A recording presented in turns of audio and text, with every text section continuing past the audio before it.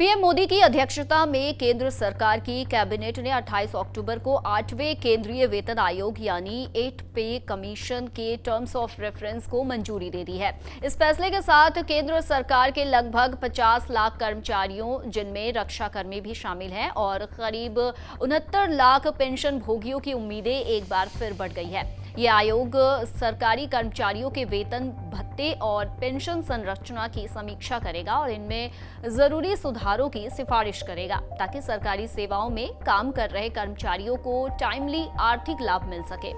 जनवरी 2025 में केंद्र सरकार ने 8वें वेतन आयोग के गठन की घोषणा की थी। इसका मुख्य उद्देश्य सरकारी कर्मचारियों के वेतन ढांचे और अन्य सुविधाओं में सुधार के रास्ते तलाशना है। सरकार ने यह भी कहा था कि आयोग जरूरत पड़ने पर किसी विशेष विषय पर अंतरिम रिपोर्ट भी दे सकेगा ताकि कुछ निर्णय पहले ही लागू किए जा सके। वित्त मंत्रालय के मुताबिक ये एक अस्थायी आयोग होगा यानी टेम्पररी बॉडी, जिसमें एक चेयरपर्सन, एक पार्ट टाइम सदस्य और एक मेंबर सेक्रेटरी शामिल होंगे। तो चलिए आपको बताते हैं ये आयोग किन बातों पर विचार करेगा। 8वां वेतन आयोग सिर्फ वेतन वृद्धि की सिफारिश नहीं करेगा, बल्कि कई बड़े आर्थिक पहलुओं को ध्यान में रखकर अपनी रिपोर्ट तैयार करेगा। देश की आर्थिक स्थिति और फिस्कल डिसिप्लिन को बनाए रखने की जरूरत पर विचार किया जाएगा। ये सुनिश्चित किया जाएगा कि विकास योजनाओं और कल्याणकारी कार्यक्रमों के लिए पर्याप्त राशि उपलब्ध रहे। आयोग उन पेंशन योजनाओं के वित्तीय बोझ का भी स्टडी करेगा जिनमें कर्मचारियों का योगदान नहीं है, क्योंकि ज्यादातर राज्य सरकारें केंद्र की वेतन संरचना को अपनाती है। इसलिए आयोग राज्यों की वित्तीय स्थिति पर अपने प्रस्तावों के प्रभाव का भी आकलन करेगा। साथ ही आयोग गवर्नमेंट अंडरटेकिंग्स और निजी क्षेत्र के कर्मचारियों के वेतन और कार्य परिस्थितियों का भी अध्ययन करेगा ताकि एक संतुलित संरचना तैयार की जा सके। तो इसी बीच अब जानते हैं 8वें वेतन आयोग से कितना बढ़ सकता है वेतन। फिटमेंट फैक्टर पर एक नजर डालते हैं।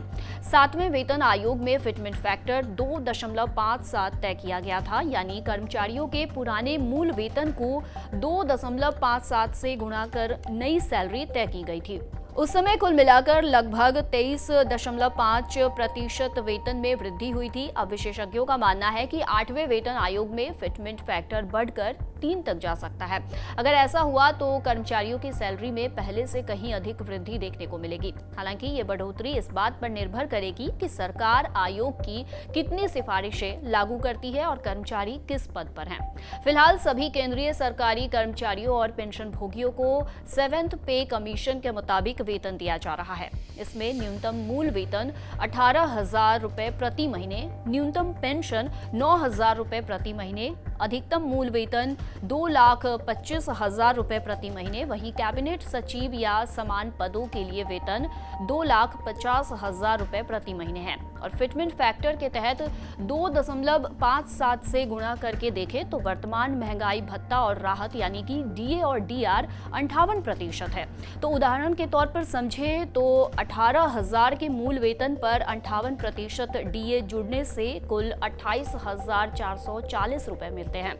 9,000 की न्यूनतम पेंशन पर 58% डीआर जुड़ने से टोटल 14,220 रुपए प्रति महीने मिलते हैं। नेक्स्ट डिग्म के डायरेक्टर रामचंद्रन कृष्णमूर्ति बताते हैं कि पेंशन भोगियों को भी वही बढ़ोतरी मिलेगी जो कर्मचारियों के वेतन पर लागू होगी। उनके मुताबिक जो व्यक्ति अभी 30,000 की मूल पेंशन पा रहे हैं, उनकी पेंशन बढ़कर करीब 60,000 तक हो सकती है। इसके साथ ही डियरनेस रिलीफ जो कर्मचारियों के महंगाई भत्ते के समान होती है, उसे भी नए सिरे से तय किया जाएगा। वही नया वेतन कब से मिलेगा, इसको लेकर अभी कोई कंफर्म डेट नहीं निर्धारित किया गया है। 8वें वेतन आयोग की प्रक्रिया पहले की अपेक्षा थोड़ी देरी से शुरू हुई है। इसे अक्टूबर 2025 में आधिकारिक रूप से गठित किया गया है और ये उम्मीद की जा रही है कि आयोग 2027 के मिड तक अपनी अंतिम रिपोर्ट सौंप देगा।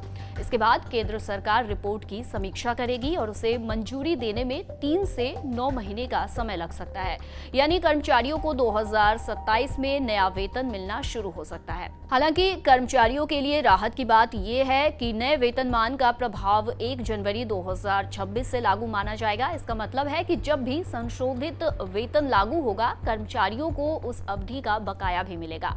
अब देश भर के केंद्रीय कर्मचारी इस इंतजार में हैं कि आयोग क्या सिफारिशें करेगा और मोदी सरकार उन्हें कब लागू करेगी, क्योंकि यही तय करेगा कि 2026 से उनकी इनकम में कितनी बढ़ोतरी होगी।